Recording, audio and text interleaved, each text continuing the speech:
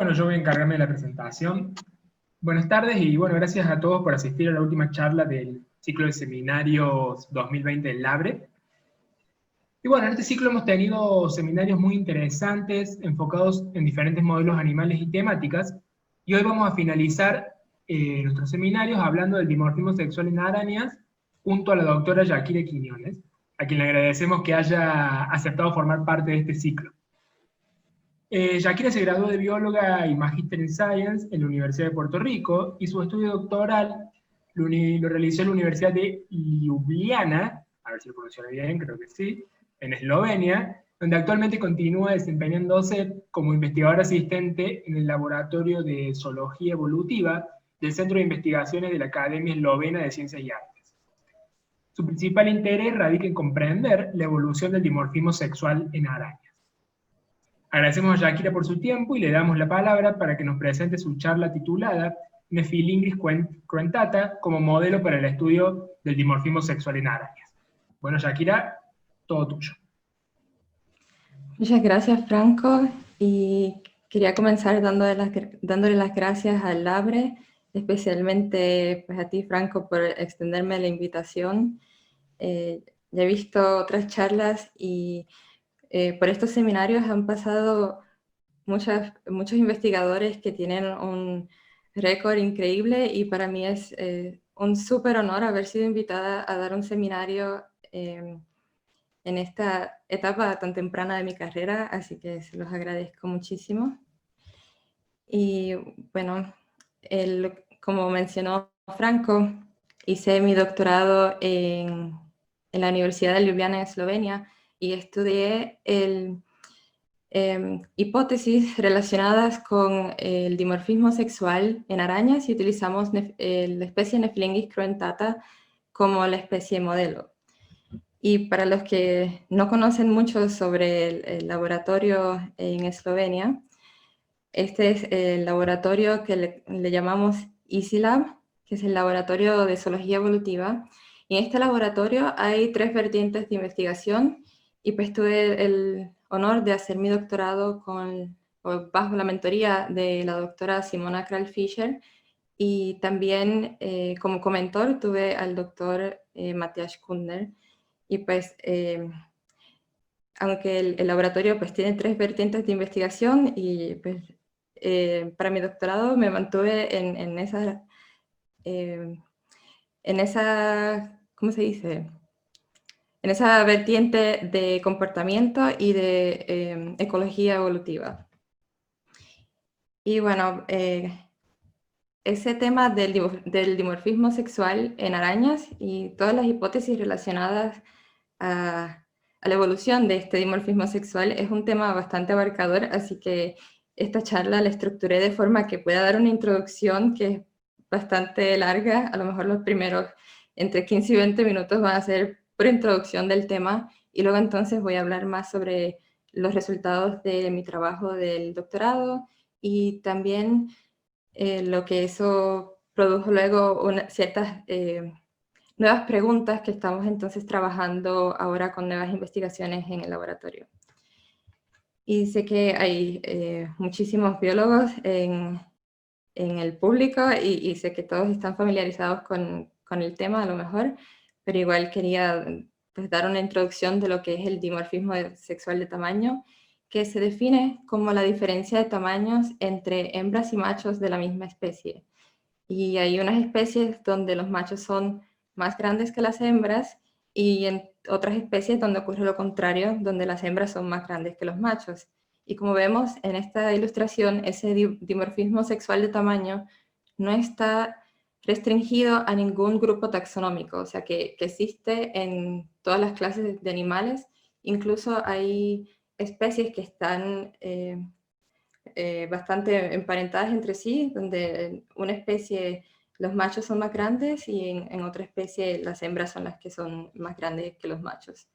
Entonces, en el caso donde los machos son más grandes que las hembras, esto tiende a explicarse más bien por la competencia directa entre los machos, porque los machos que son más grandes, pues tienden a defender mejor su territorio, ya que son mejores en combates directos, pueden pelear físicamente contra otros machos y esto les da mayor acceso a las hembras y por lo tanto tienen un mayor éxito reproductivo. En el caso contrario, donde las hembras pues, son más grandes que los machos, esto se explica mejor en un contexto de selección natural por fecundidad. Y este es un caso que es un caso clásico, creo que en español se conocen como zancudos de agua. Y podemos ver claramente que hay una relación positiva entre el tamaño de las hembras y la cantidad o el número de huevos que depositan por día. Entonces, en este caso, mientras más grande la hembra, pues mayor huevos producen y por eso la selección natural ha favorecido el tamaño más grande de las hembras. Ahora, en el caso de las arañas, estas poseen las especies con los casos más extremos de dimorfismo sexual en animales terrestres. O sea, entre todos los animales terrestres, las arañas tienen los casos con mayor extremo de dimorfismo sexual, en el que las hembras son muchísimo más grandes que los machos. Y si vemos en todas las fotos que están aquí en la diapositiva, las hembras son la araña gigantesca que ven ahí, esa es la hembra, y la pequeña es el macho.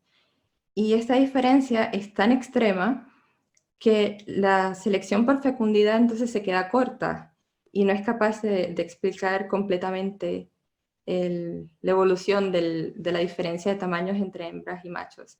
Así que tendrían que existir entonces otras fuerzas selectivas que limiten el tamaño de los machos, ya sea por costos de un tamaño más grande o beneficios de tener un tamaño tan pequeño.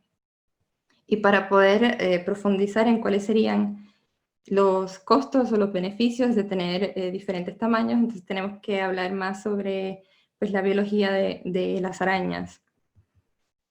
Y pues les voy a hablar principalmente sobre arañas tejedoras, porque en todas las arañas tejedoras lo que les voy a contar pues, es similar en todas esas arañas, así que me voy a enfocar en ellas. Y pues en las arañas tejedoras o arañas de tela, las hembras y los machos tienen historias de vida diferentes. Y mientras las hembras permanecen toda la vida en la red, en la telaraña, los machos abandonan su red cuando alcanzan la madurez sexual y salen en búsqueda de hembras. Y como abandonan su red, por lo tanto, abandonan su comportamiento de forrajeo. Así que, en teoría, durante ese periodo de búsqueda de hembras, los machos no se alimentan.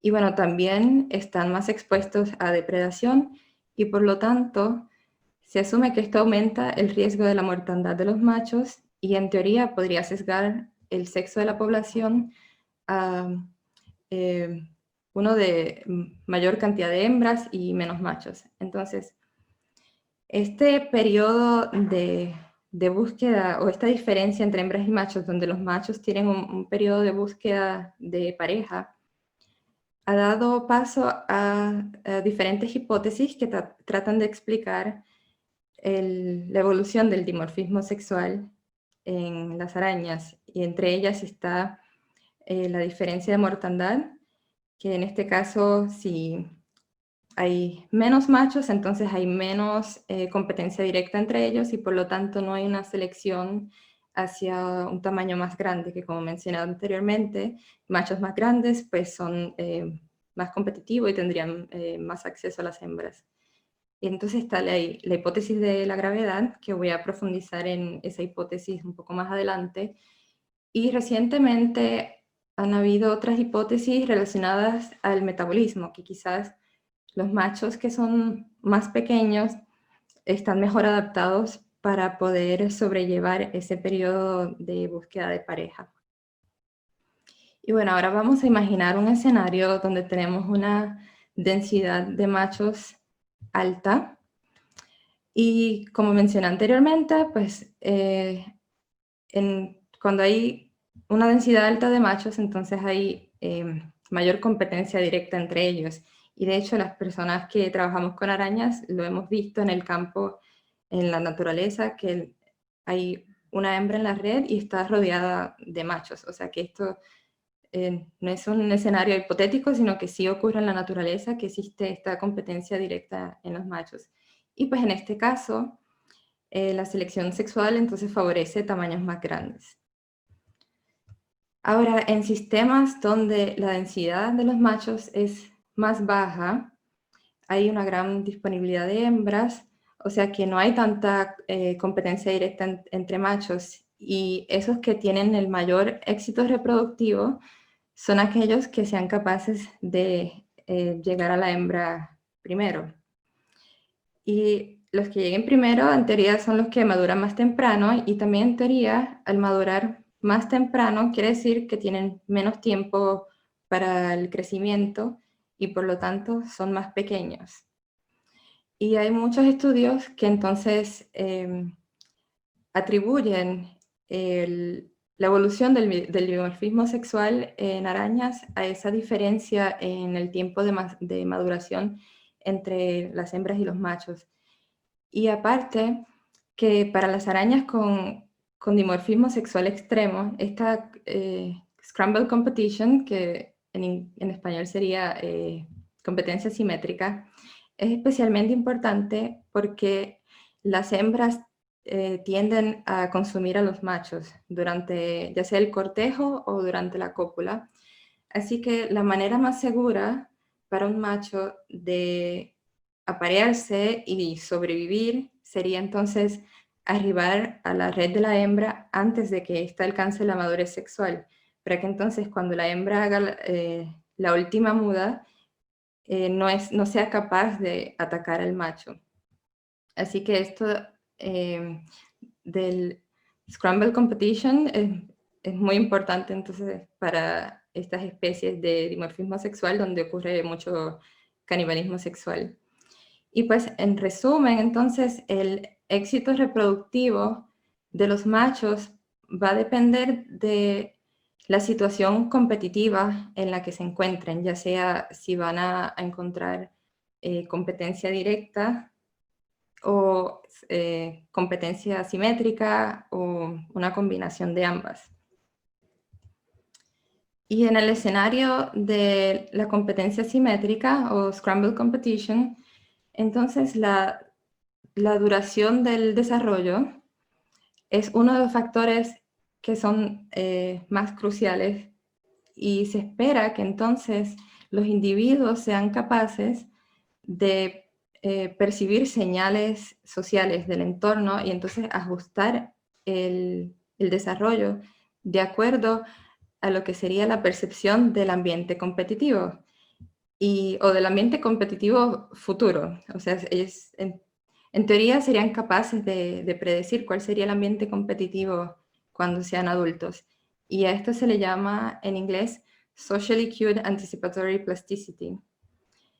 Y pues este Socially Cued Anticipatory Plasticity ha sido estudiado en 4 especies, y en 3 de ellas vemos que los machos responden a las señales sociales de las hembras, que en este caso son feromonas de las hembras, y los machos han respondido madurando más temprano.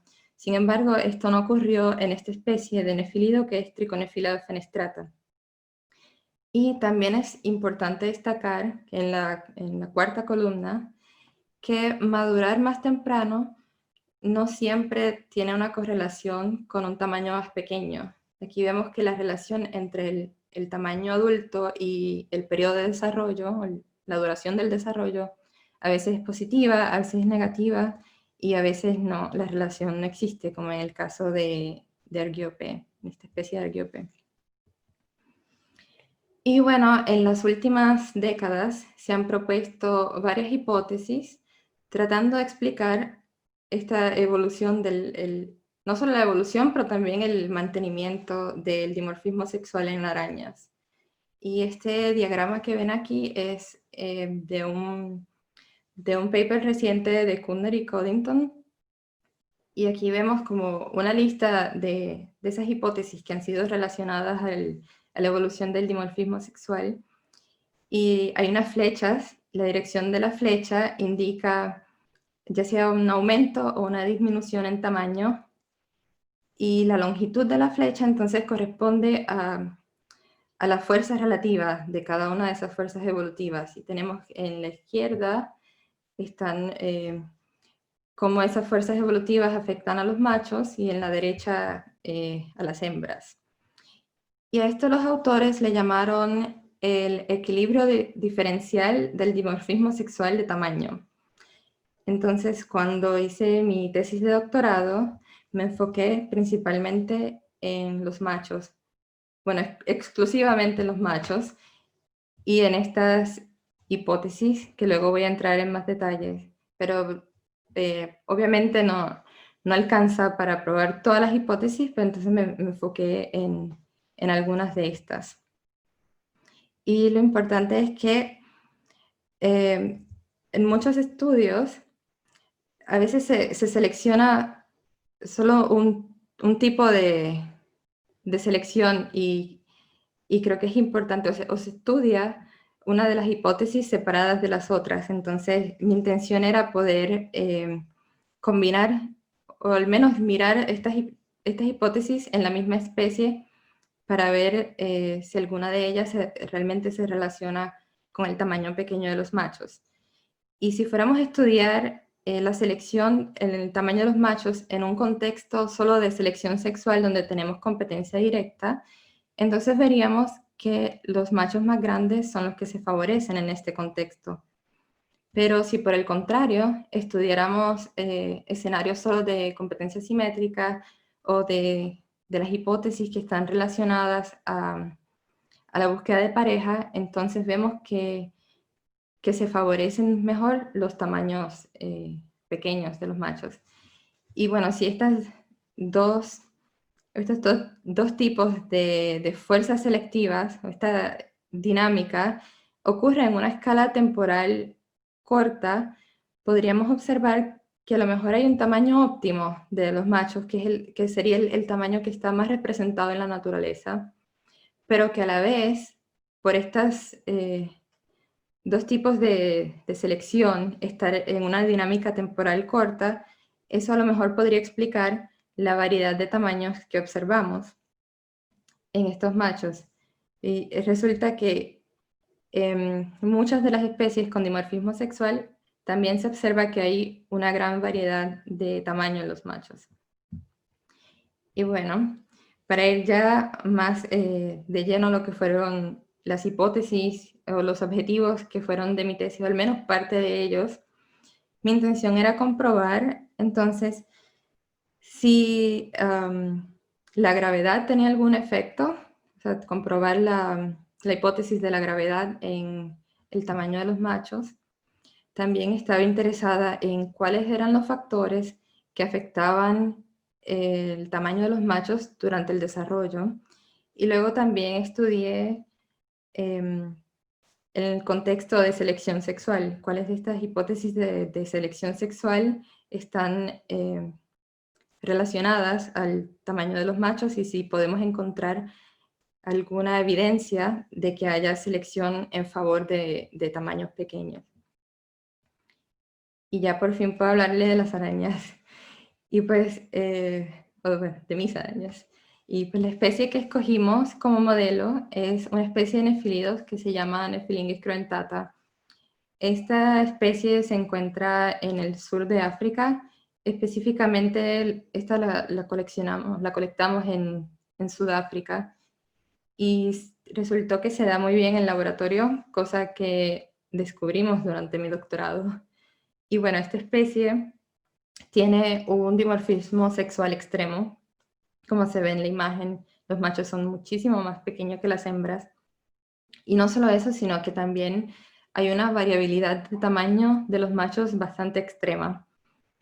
Los machos de esta especie, los más pequeños que se encuentran en la naturaleza, si mal no recuerdo, eran alrededor de 4 miligramos, o sea, pesaban a lo mejor alrededor de 4 miligramos. Y los más grandes, alrededor de 16 miligramos, o sea que hay una diferencia gigante entre estos machos, y esto nos permite entonces ver si hay algún diferencial de aptitud biológica que corresponda al tamaño de los machos, así que pues tuve muchísima suerte de que encontré esta especie tan maravillosa para trabajar en ella.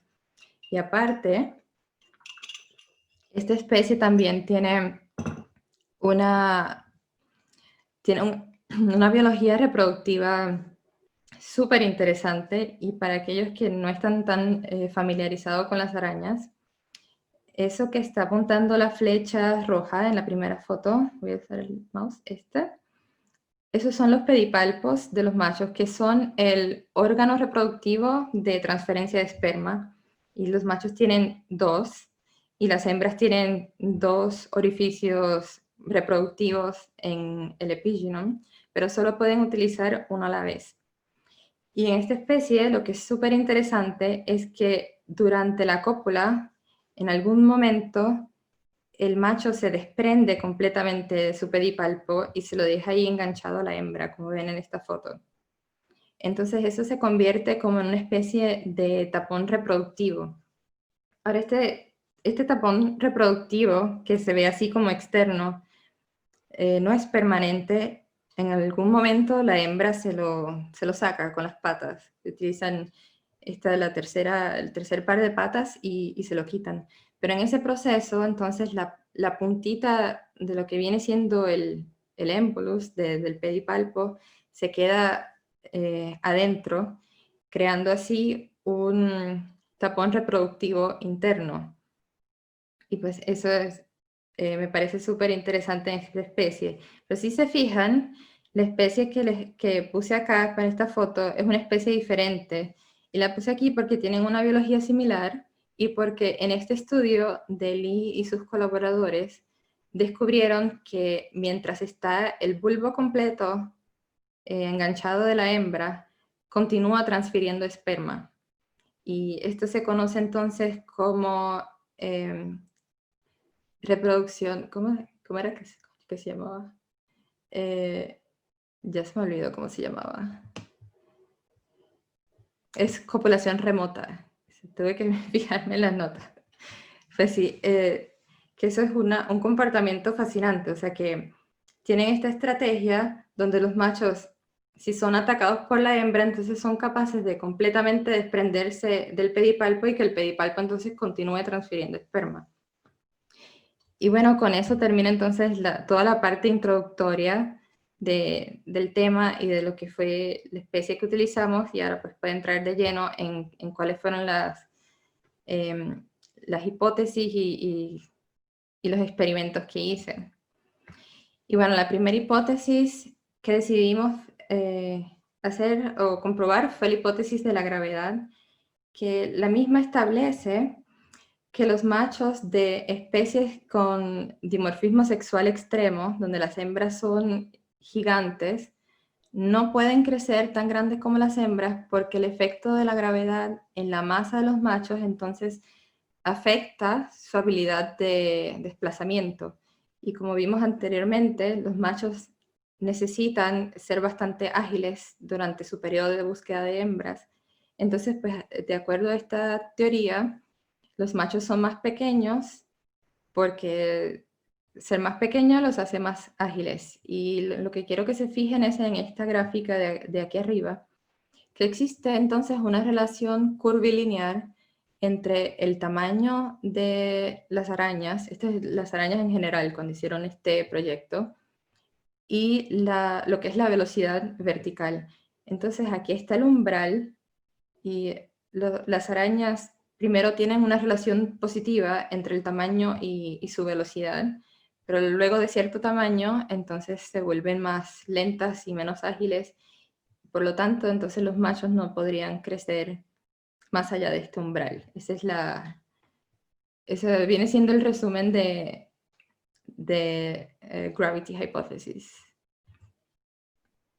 Y en nuestro experimento, lo primero que hicimos fue una prueba sencilla de velocidad, donde los machos de diferentes tamaños tuvieron que subir esta plataforma que es vertical.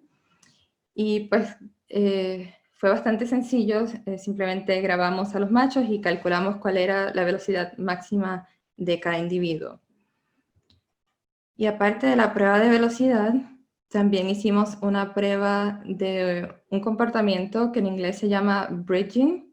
En español lo traduciría como hacer puente.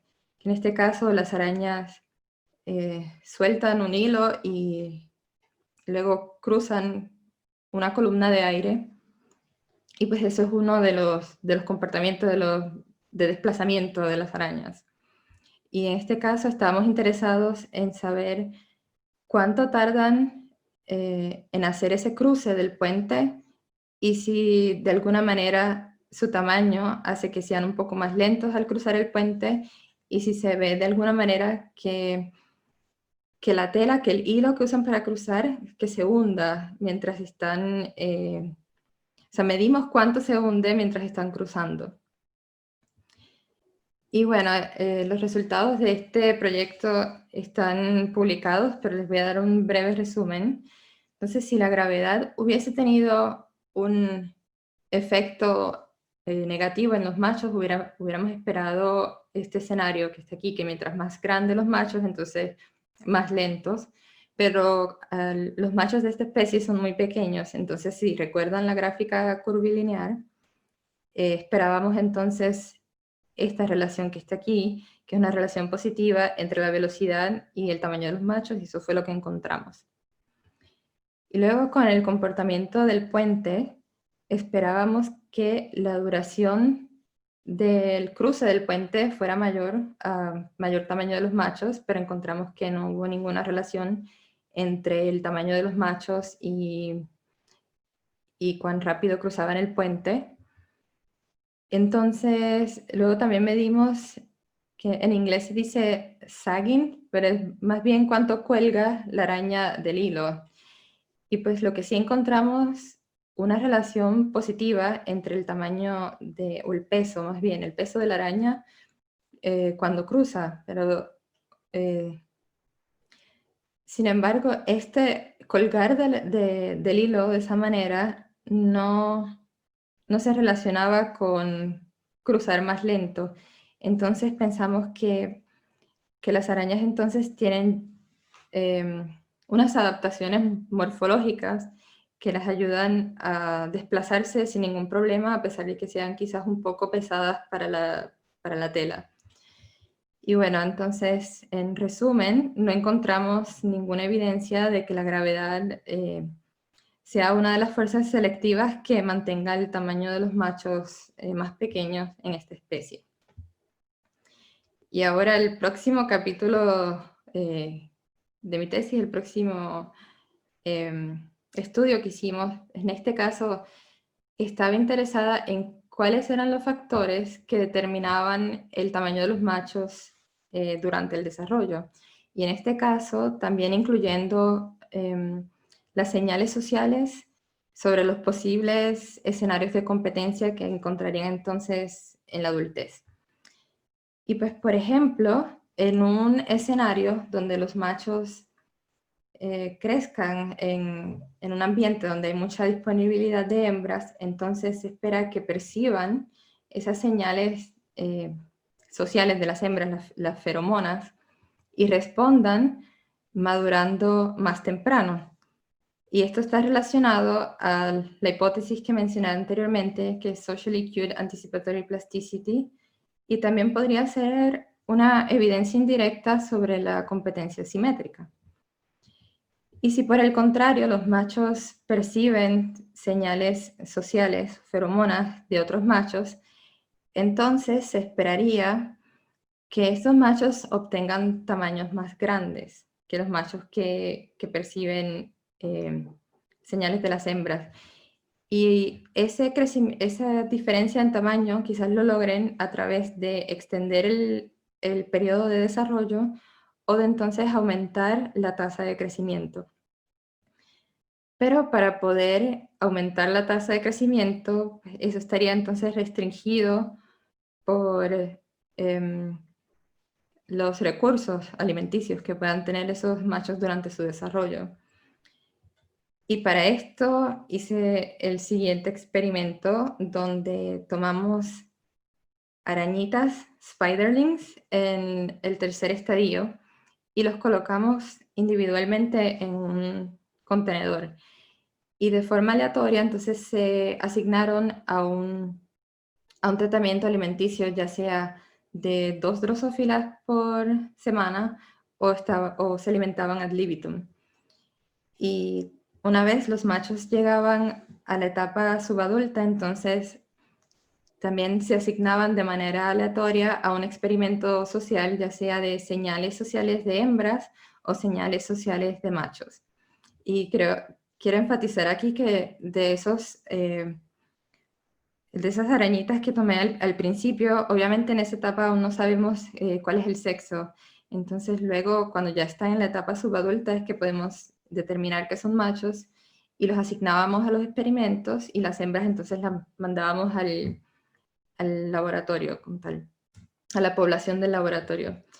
Y bueno, luego cuando ya los machos alcanzaban la madurez sexual, medíamos el tamaño, el peso, la duración de la etapa del desarrollo, la duración de la etapa de subadulta, que fue donde se expusieron o fueron expuestos a las señales sociales, y también para una pequeña cantidad de estos individuos medimos también cuál fue la diferencia en tamaño entre la etapa subadulta y la etapa adulta.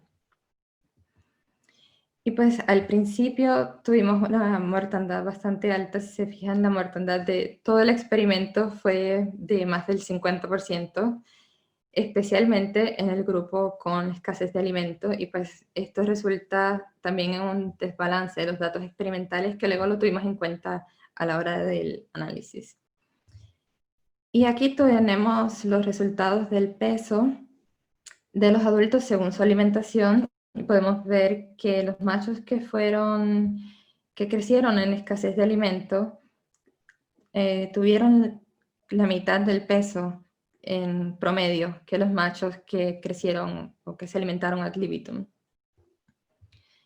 Ahora, si miramos los resultados del tamaño, como es de esperarse, pues el tratamiento alimenticio tuvo un efecto significativo, o sea que los machos que se alimentaron ad libitum crecieron más grandes que los machos que tuvieron una escasez de alimento. Eso no es nada del otro mundo, ¿no?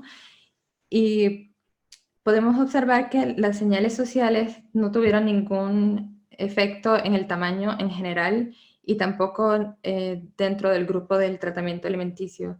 Y algo que olvidé mencionar anteriormente es que medimos el tamaño utilizando no el largo del cuerpo, sino el ancho del caparazón del macho, o carapace width en inglés.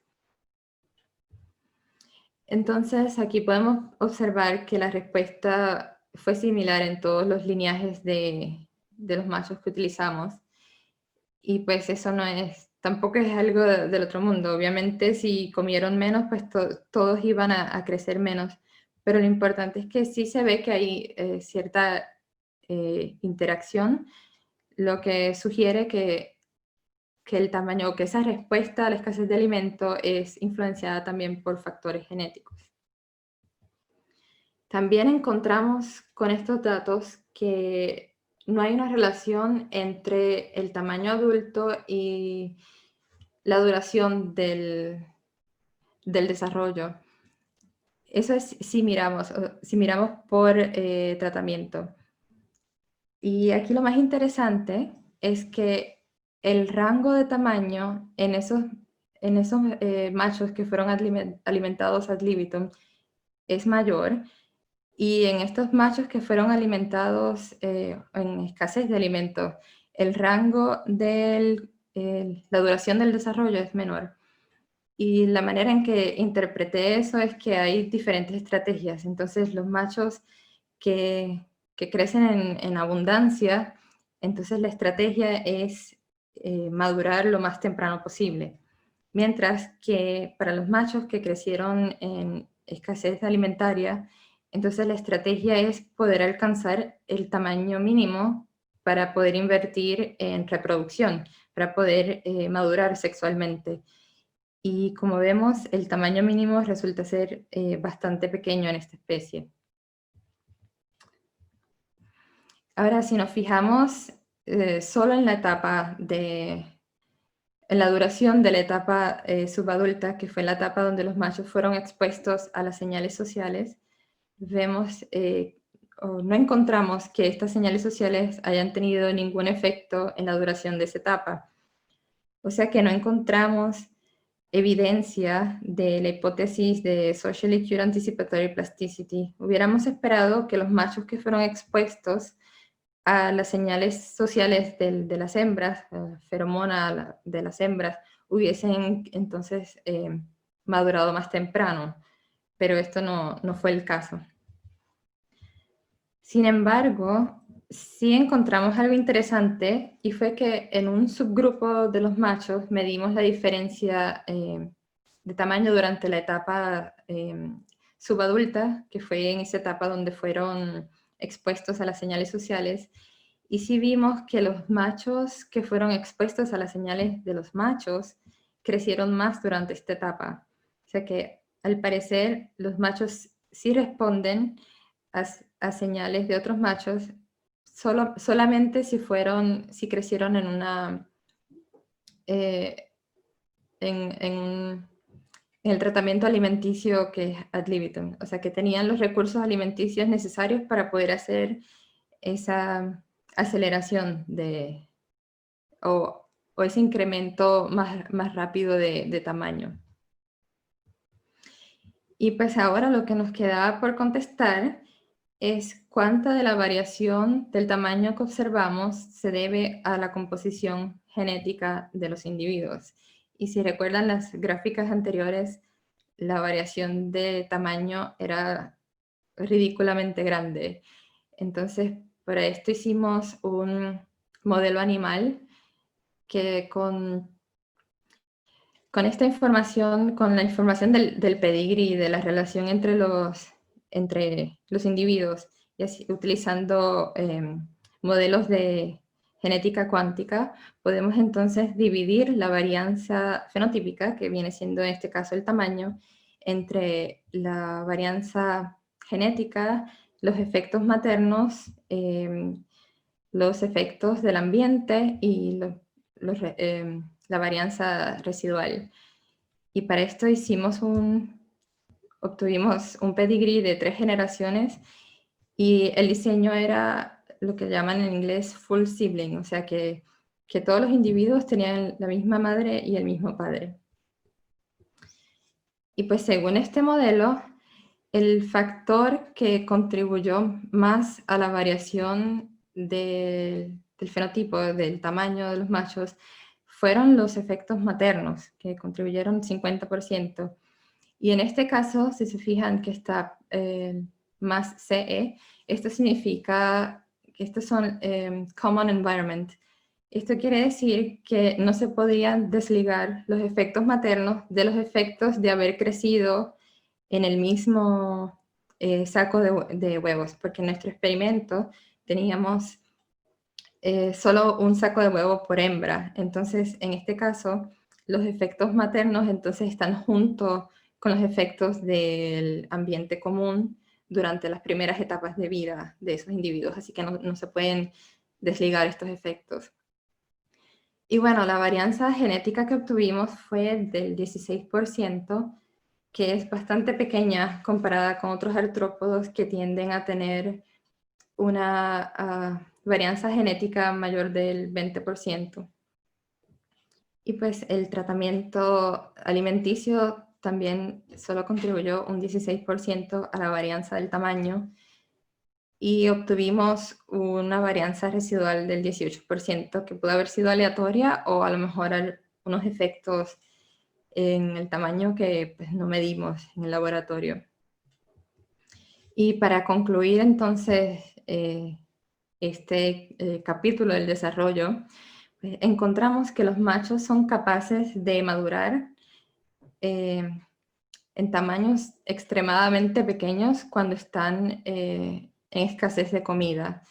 Lo que quiere decir que entonces que el tamaño mínimo para poder invertir en reproducción, para poder madurar, es muy pequeño en esta especie.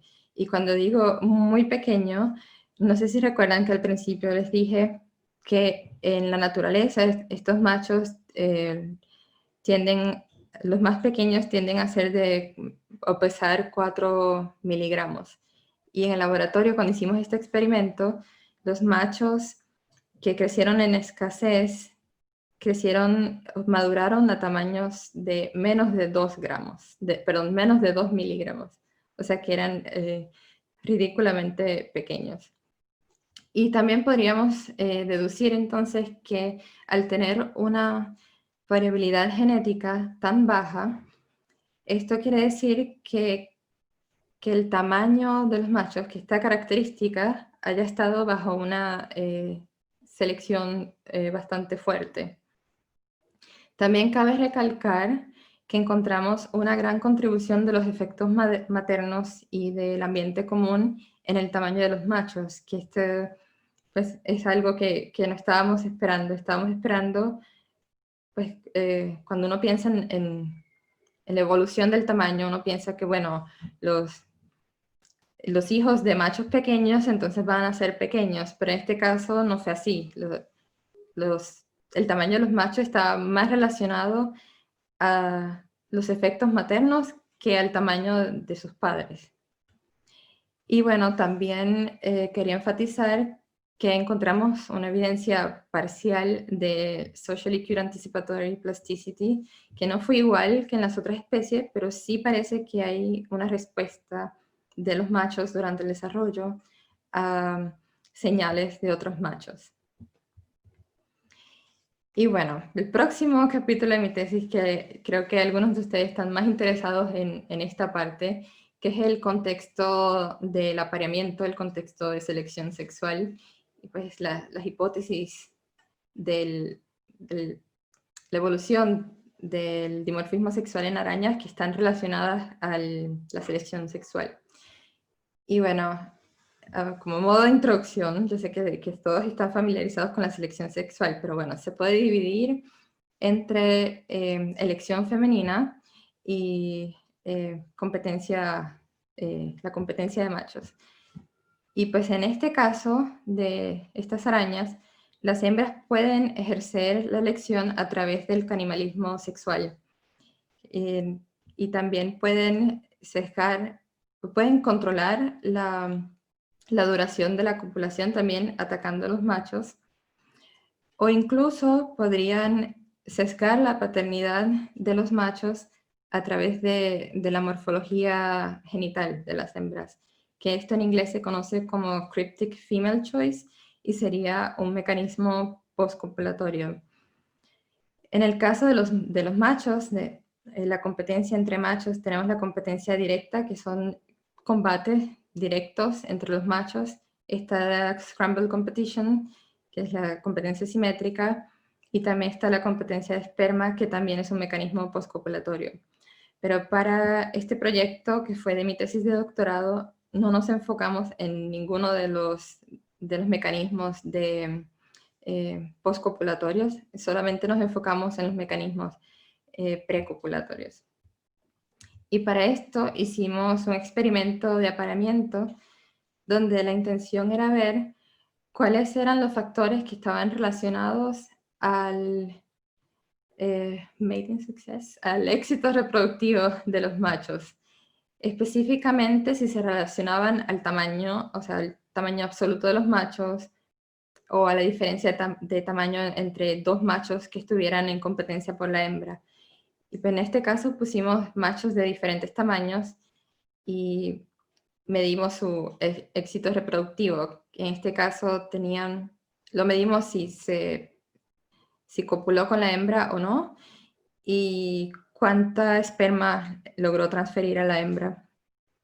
Y pues eso lo asociamos también al comportamiento de cortejo de los machos y el comportamiento de la hembra hacia los machos, si hubo canibalismo y si hubo realmente female choice, pero precopulatorio. Y también miramos si la ocurrencia del canibalismo se relacionaba con pues, esos mismos factores, si tenía que ver con el tamaño de los machos, si tenía que ver con la diferencia de tamaño de ambos machos, la diferencia entre la hembra y el macho, o los comportamientos de cortejo. Y pues no encontramos ninguna relación entre el éxito reproductivo y ninguna de las variables que eran relacionadas al tamaño, ya sea el tamaño absoluto, el tamaño relativo entre los dos machos rivales, o el tamaño relativo entre la hembra y el macho.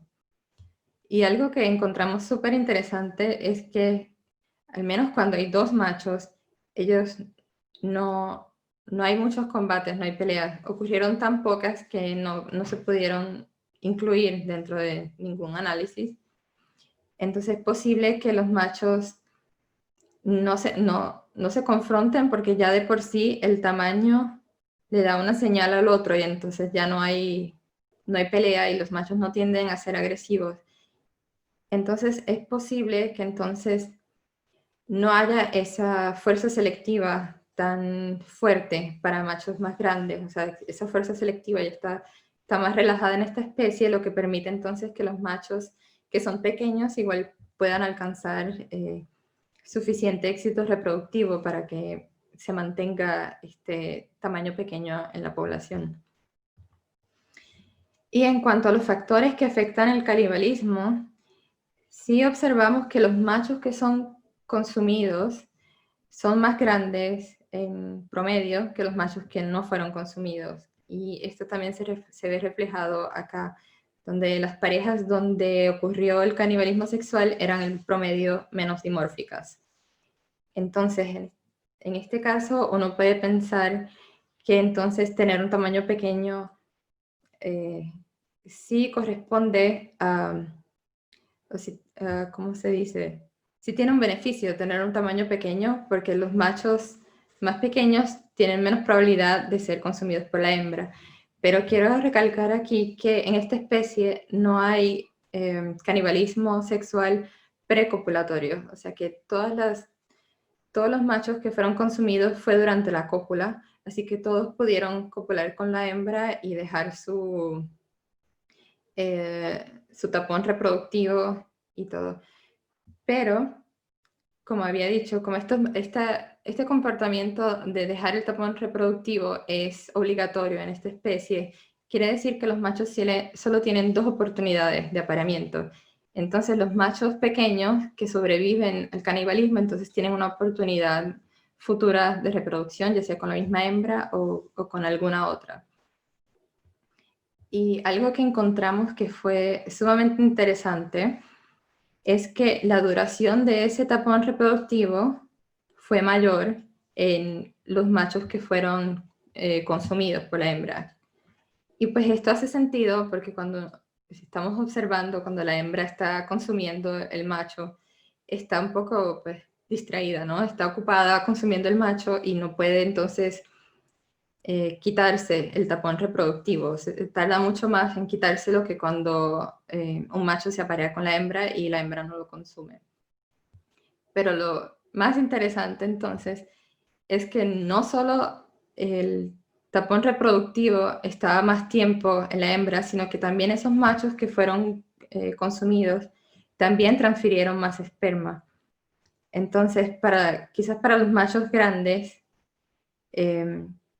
pues no está, como digo, se trunca la oportunidad de tener una segunda oportunidad reproductiva. Sin embargo, es mejor ser consumido por la hembra, porque entonces transfieren más esperma que al no ser consumidos por la hembra. Así que esto es un mecanismo de conflicto sexual súper interesante en esta especie. Y otra cosa interesante, otro comportamiento sexual muy interesante que encontramos en esta especie, que la encontramos justo cuando yo estaba haciendo estos experimentos, es que en esta especie los machos excretan un líquido en los genitales de la hembra y lo hacen de forma oral. Y este comportamiento también se ha visto en otras especies que no son relacionadas a nefílidos. Se ha visto en esta especie, por ejemplo, este es un estudio donde se encontró ese comportamiento en una especie que se llama Cerostris darwini, que es de Madagascar, y no está relacionada a los nefílidos. Esta es la primera vez que se encuentra este comportamiento en nefílidos, y se ha encontrado también en 2 especies de viuda negra de Latrodectus. Y lo interesante es que todas estas especies tienen dimorfismo sexual extremo. Así que eso fue muy interesante. Pero ahora, para concluir y volver a los objetivos principales de lo que fue mi tesis de doctorado, pues no encontramos evidencia de ventajas de tamaño pequeño debido a la gravedad o a la competencia simétrica.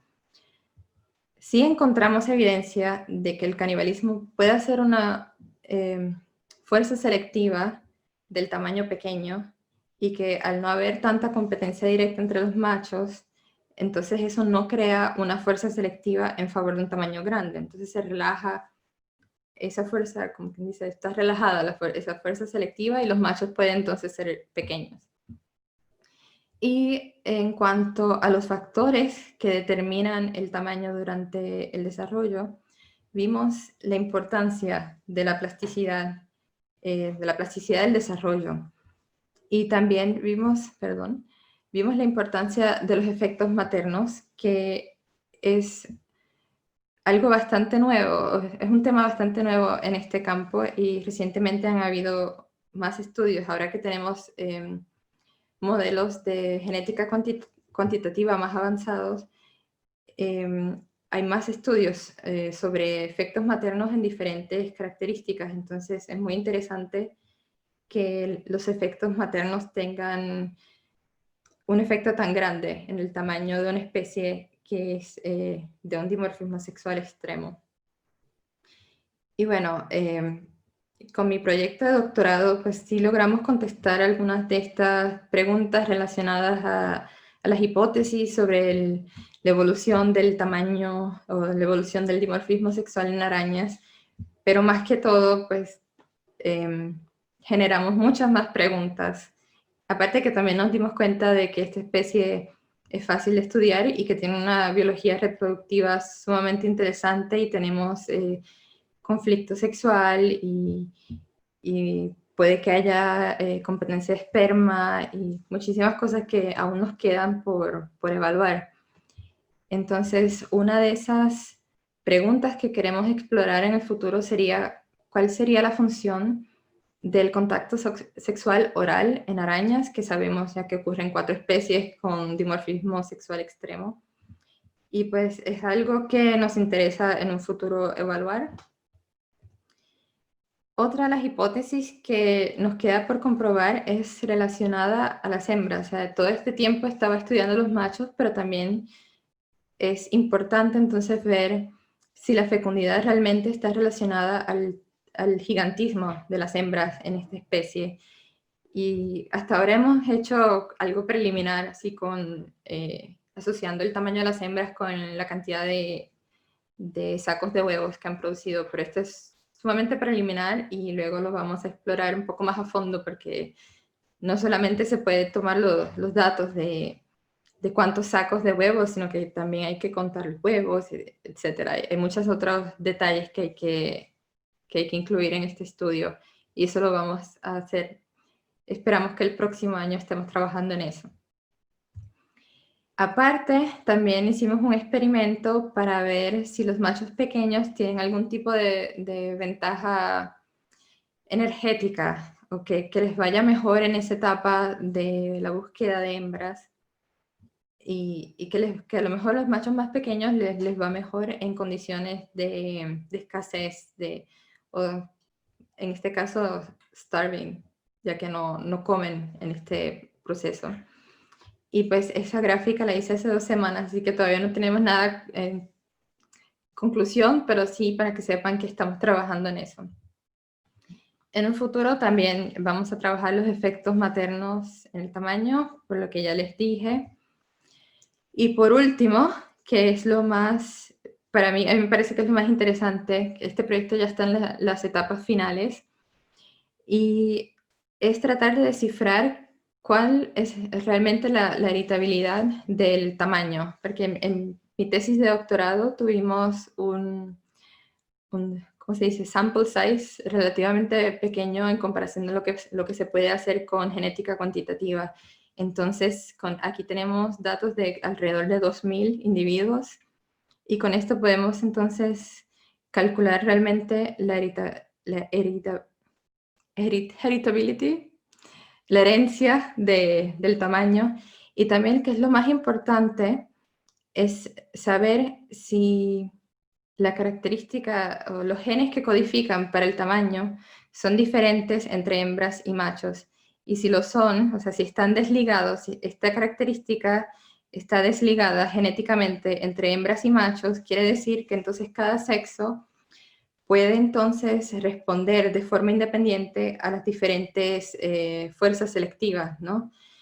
Y entonces eso daría o hubiese sido lo que da paso a que exista entonces este dimorfismo sexual. Es una manera de resolver el conflicto sexual genético entre esta especie. Y creo que esa va a ser una de las mejores contribuciones de nuestro laboratorio en cuestión del dimorfismo sexual. Y bueno, pues con eso los dejo y quiero agradecer a las personas del laboratorio de EasyLab y a todas las entidades que están aquí mencionadas que dieron permisos o fondos para este proyecto, y también a todos los que pudieron asistir. Gracias por su tiempo y por su atención, y pues estoy esperando sus preguntas. Gracias.